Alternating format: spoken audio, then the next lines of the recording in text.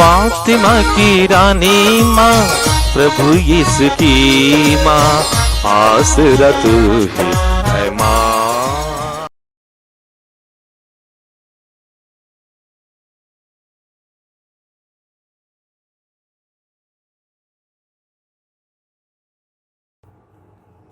पहला पाठ निर्गमन ग्रंथ अध्याय 11 पद संख्याएं 10 से अध्याय 12 पद संख्या 14 तक। मूसा और हारून ने फिरौन के सामने बहुत से चमत्कार दिखाए। प्रभु ने फिरौन का हृदय कठोर बना दिया था। उसने इस्राएलियों को अपने देश से जाने की आज्ञा नहीं दी। प्रभु ने मिस्र देश में मूसा और हारून से कहा, यह तुम्हारे लिए आदि मास होगा, तुम उससे वर्ष का पहला महीना मान लो। इस्राएल के सारे समुदाय को यह आदेश दो, इस महीने के 10वें दिन हर एक परिवार एक एक मेमना तैयार रखेगा। यदि मेमना खाने के लिए किसी परिवार में कम लोग हों तो ज़रूरत के अनुसार पास वाले घर से लोगों को बुलाओ। खाने वालों की संख्या निश्चित करने में हर एक की खाने की रुचि का ध्यान रखो। उस मेमने में कोई दोष न हो, वह नर हो और 1 साल का, वह भेड़ा हो अथवा बकरा। महीने के 10वें दिन तक उससे रख लो। शाम को सब इस्राएली उसका वध करेंगे।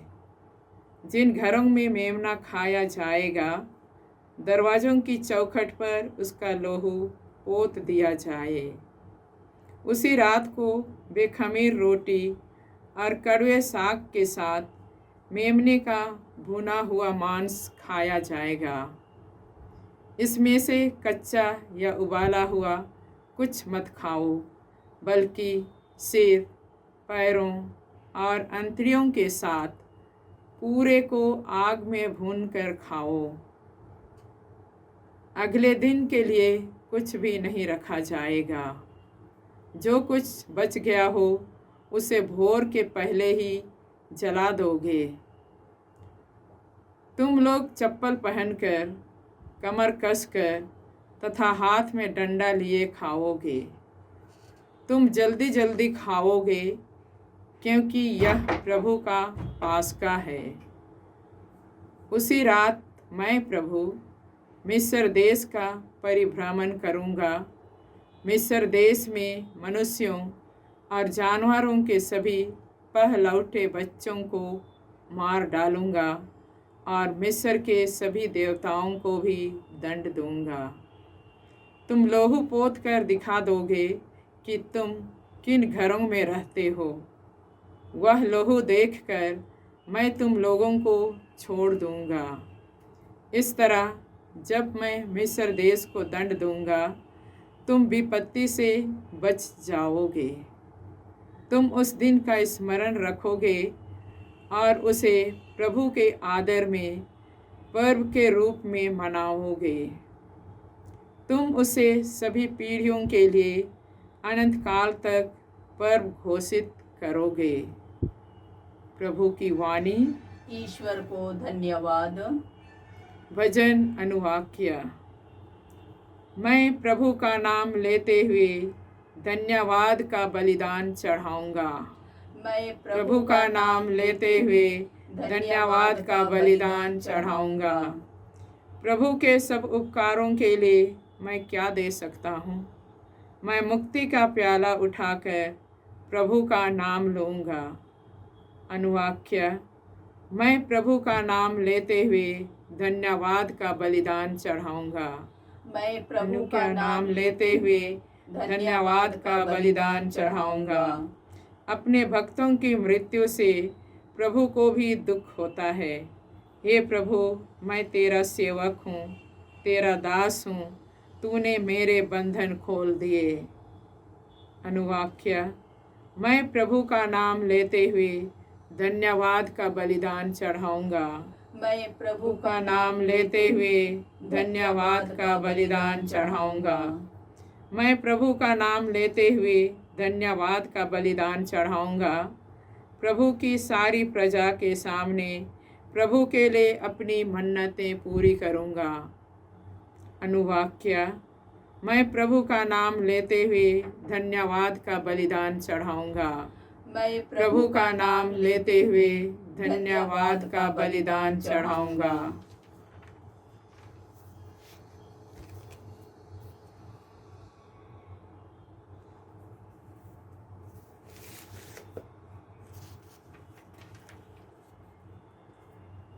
जय घोष। हालेलुया। प्रभु कहते हैं, मेरी भेड़ें मेरी आवाज़ पहचानती हैं, मैं उन्हें जानता हूँ और वे मेरा अनुसरण करती हैं। हालेलुया। प्रभु आप लोगों के साथ हो और आपकी आत्मा के साथ। संतमती के अनुसार पवित्र सुसमाचार। हे प्रभु तेरी महिमा हो।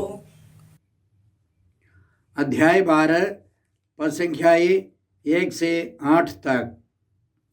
यीशु किसी विश्राम के दिन गेहूं के खेतों से होकर जा रहे थे। उनके शिष्यों को भूख लगी और वे बालें तोड़ तोड़ कर खाने लगे। यह देखकर फरीसियों ने यीशु से कहा, देखिए, जो काम विश्राम के दिन मना है आपके शिष्य वही कर रहे हैं। यीशु ने उनसे कहा, क्या तुम लोगों ने यह नहीं पढ़ा कि जब दाऊद और उसके साथियों को भूख लगी तो दाऊद ने क्या किया था? उसने इस मंदिर में जाकर भेंट की रोटियों को खाया। याजकों को छोड़ ना तो उसे उन्हें खाने की आज्ञा थी और न उसके साथियों को। अथवा क्या तुम लोगों ने संहिता में यह नहीं पढ़ा कि याजक विश्राम के दिन का नियम तोड़ते तो हैं पर दोषी नहीं होते? अब मैं तुमसे कहता हूँ, यहाँ वह है जो मंदिर से भी महान है। मैं बलिदान नहीं बल्कि दया चाहता हूँ। इसका अर्थ यदि तुम लोगों ने समझ लिया होता तो निर्दोषों को दोषी नहीं ठहराया होता, क्योंकि मानव पुत्र विश्राम के दिन का स्वामी है। प्रभु का सुसमाचार।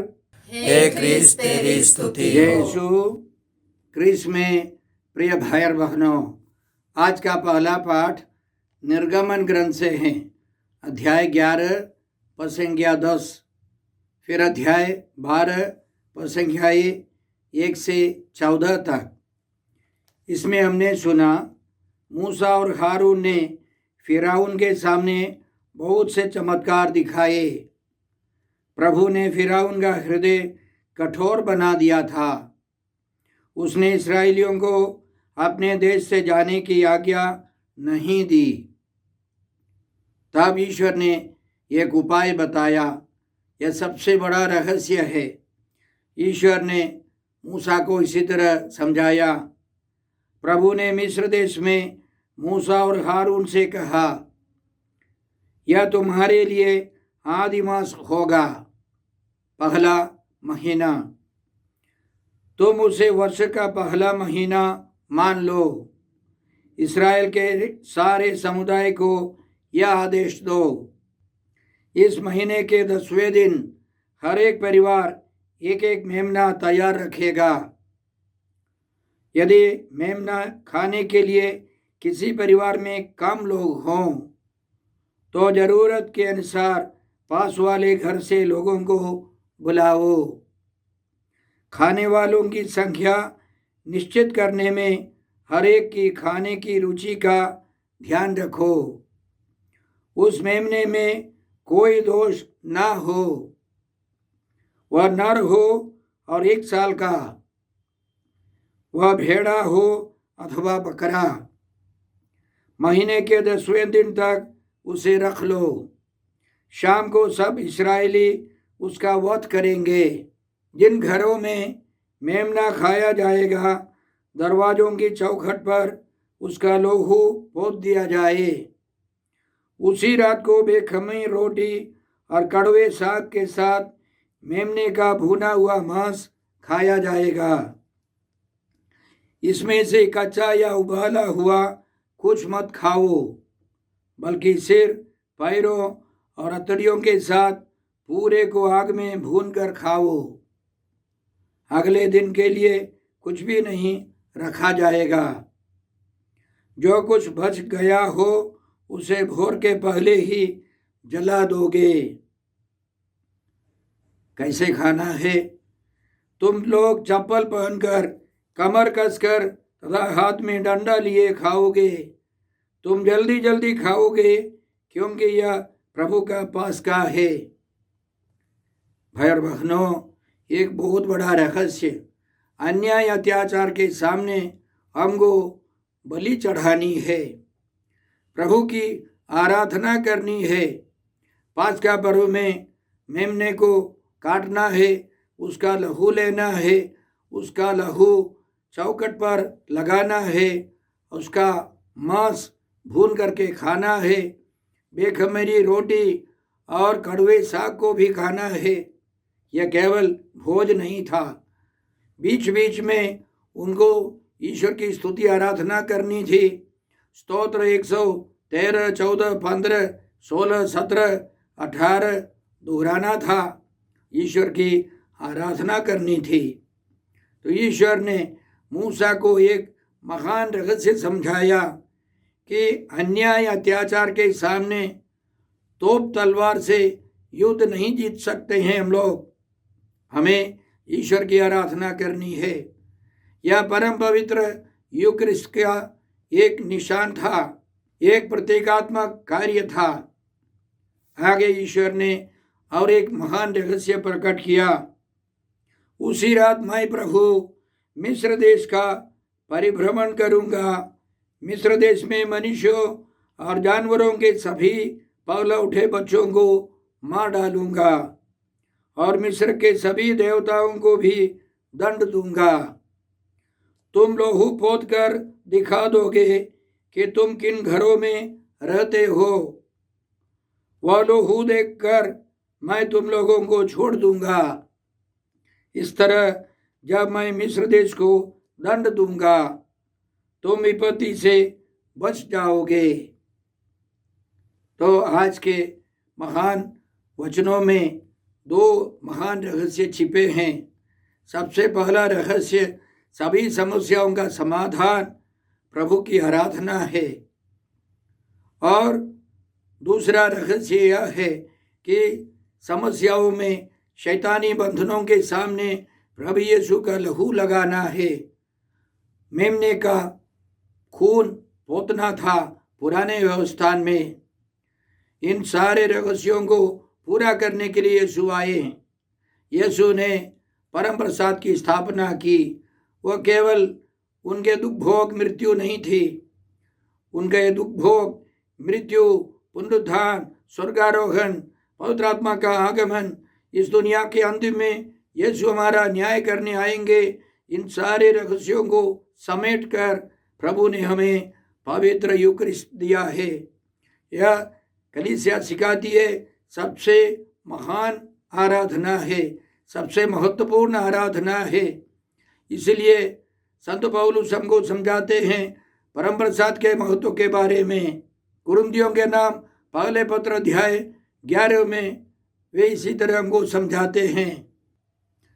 मैंने प्रभु से सुना और आप लोगों को भी यही बताया कि जिस रात प्रभु यीशु पकड़वाए गए, उन्होंने रोटी लेकर धन्यवाद की प्रार्थना पढ़ी और उसे तोड़कर कहा, यह मेरा शरीर है, यह तुम्हारे लिए है, यह मेरी स्मृति में किया करो।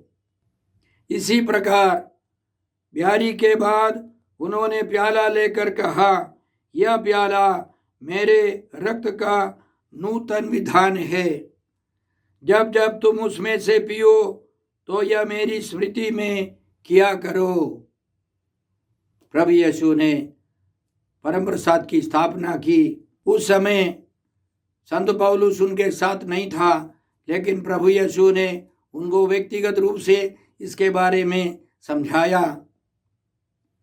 और संत पौलुस आगे हमको यह समझाते हैं, इस प्रकार जब जब आप लोग यह रोटी खाते और यह प्याला पीते हैं तो प्रभु के आने तक उनकी मृत्यु की घोषणा करते हैं।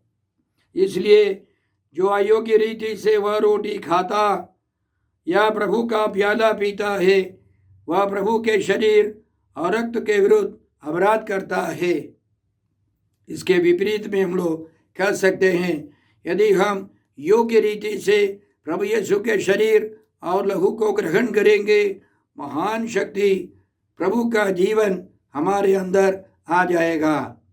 इसलिए प्रभु यीशु ने परम प्रसाद के बारे में लोगों को समझाया था, जो मेरा मांस खाता और मेरा रक्त पीता है उसे अनंत जीवन प्राप्त है और मैं उसे अंतिम दिन पुनर्जीवित कर दूंगा।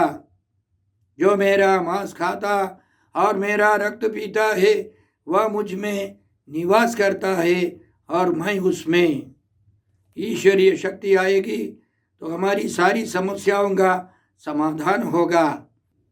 आज के सुसमाचार में हमने सुना कि प्रभु यीशु के शिष्य लोग और प्रभु साबत के दिन गेहूं के खेत से जा रहे थे। उनके शिष्यों को भूख लगी और वे बालें तोड़ तोड़ कर हाथ से मूसकर खाने लगे। और फरीसियों ने यीशु से शिकायत की, साबत के दिन काम करना मना है, आपके शिष्य लोग ऐसे क्यों करते? वास्तव में यह चोरी नहीं है। इस्राएल में एक नियम है कि साबत के दिन काम नहीं करना है, लेकिन किसी को भूख लगी, अंगूर या कोई भी फसल थोड़ा सा हाथ से उखाड़ करके खा सकते हैं, भूख मिटा सकते हैं। विधि विवरण ग्रंथ अध्याय 23 संज्ञा 25 से हम लोग इस प्रकार पढ़ते हैं, तुम अपने पड़ोसी की दाखबारी जाकर वहाँ जितना चाहो अंगूर खा सकते हो, किंतु अपनी टोकरी में कुछ नहीं ले जा सकते। यदि तुम अपनी पड़ोसी के अनाज के खेत से होकर निकलो तो हाथ से बालों को तोड़कर खा सकते हो, किंतु अपने पड़ोसी के खड़े खेत में हंसिया नहीं चला सकते, फसल काट नहीं सकते, हाथ से तोड़ करके खा सकते हैं, भूख मिटा सकते हैं, यह चोरी नहीं है। तो फरीसियों की शिकायत यह थी कि यीशु के शिष्य लोग साबत के नियम को तोड़ते हैं। तो प्रभु यीशु ने पुराने व्यवस्था से एक घटना लेकर उनको चुनौती दी। समूएल के पहले ग्रंथ अध्याय 21 में हम लोग पढ़ते हैं कि दाऊद अपने साथियों के साथ, सैनिकों के साथ भाग रहे थे, साउल से बचकर भाग रहे थे। वे नोब में वहाँ के याजक अहीमेलेक के पास जाकर पूछने लगा, यहाँ आपके पास खाने के लिए कुछ है? तो अहीमेलेक ने कहा, हमारे पास कुछ नहीं है, भेंट की रोटियां पवित्र रोटियां है। फिर भी अहीमेलेक ने दाऊद और उसके साथियों के लिए 12 रोटियां, भेंट की रोटियां जो पवित्र रोटियां समझी जाती थी, दे दी और उन्होंने खा लिया, खा करके भूख मिटा दी। यह नियम के विरुद्ध था, फिर भी उस परिस्थिति में अहीमेलेक ने ईश्वर की इच्छा परख ली और उनके सामने जो भूखे थे उन सबों को खिलाया। प्रभु यीशु यह भी जोड़ देते हैं, मैं बलिदान नहीं बल्कि दया चाहता हूँ। होशिया नबी के ग्रंथ अध्याय 6 पद संख्या 6 में इसी तरह लिखा है। वे सब परिचित है। प्रभु यीशु के कहने का मतलब है कि हमको परिस्थिति के अनुसार ईश्वर की इच्छा खोजनी है, क्योंकि नियम कानून हमारी भलाई के लिए हैं। हम नियम कानून के लिए नहीं जीते। हमें ईश्वर की इच्छा के अनुसार जीवन बिताना है, लेकिन परिस्थिति को भी हमें मन में रखना है, उसके अनुसार निर्णय लेना है। अंग्रेजी में कहा जाता है सिचुएशन एथिक्स। परिस्थिति के अनुसार हमें फैसला करना है। यह सच नहीं है यीशु कब्र से सप्ताह के प्रथम दिन जी उठे। उसी दिन 2 शिष्य लोग एम्माउस के रास्ते पर थे और उनके सामने यीशु आए, पुनर्जीवित यीशु आए। उन्होंने करीब 2-2.5 घंटे वचन सुनाए। यीशु के दुख, भोग, मृत्यु और पुनरुत्थान के बारे में वचन सुनाए और अंतिम में घर में प्रवेश कर उन्होंने रोटी तोड़ी और शिष्यों को दे दी और उनकी आंखें खुल गई। यह मिस्सा बलिदान था। उसी दिन से सप्ताह के प्रथम दिन आदिम कलीसिया के लोग रविवार के दिन साबत मनाते थे। इसलिए संत पौलुस कुरिन्थियों के नाम पहले पत्र अध्याय 16 पद संख्या 2 में इसी तरह लिखते हैं, आप लोगों में हर एक प्रति इतवार को अपनी आय के अनुसार कुछ अलग कर दे और अपने यहाँ सुरक्षित रखे। हर रविवार को सप्ताह के प्रथम दिन वे लोग मिसा बलिदान के लिए, मिसा पूजा के लिए जुट जाते थे। उस समय चंदा लेना है, न केवल प्रभु यीशु की आराधना, प्रभु यीशु के शरीर और लहू को ग्रहण करना, पुण्य कार्य के लिए कुछ आमदनी का हिस्सा अलग रखना है। यह कलीसिया की परंपरा थी, क्योंकि प्रभु यीशु साबत के भी मालिक है। तो प्रभु यीशु यह भी सूचना दे रहे थे कि उनके जीवन काल के बाद साबत रविवार का दिन होगा, सप्ताह का प्रथम दिन होगा। हम प्रभु यीशु को धन्यवाद देते हैं। उन्होंने हमको सिखाया बलिदान से बढ़कर करुणा है, प्रेम है, न्याय है। हम प्रभु से कृपा मांगते हैं, हर परिस्थिति में हम ईश्वर की इच्छा खोजे, ईश्वर की महिमा खोजे। हे अब्बा पिता, हे प्रभु यीशु, हे पवित्र आत्मा ईश्वर, आज के सारे पवित्र वचनों के लिए हम तुझे धन्यवाद देते हैं और तुझसे प्रार्थना करते हैं कि हर परिस्थिति में, विशेष रूप से विषम परिस्थिति में हम प्रभु की आराधना कर हम उन परिस्थितियों से आज़ादी पाए, मुक्ति पाए और प्रभु यीशु के अनुसार जीवन बिता सके। हम यह प्रार्थना करते हैं प्रभु क्रिस्त के द्वारा। हमारे प्रभु यीशु क्रिस्त की कृपा, ईश्वर का प्रेम और पवित्र आत्मा का साहचर्य आप सबों को प्राप्त हो। आमीन।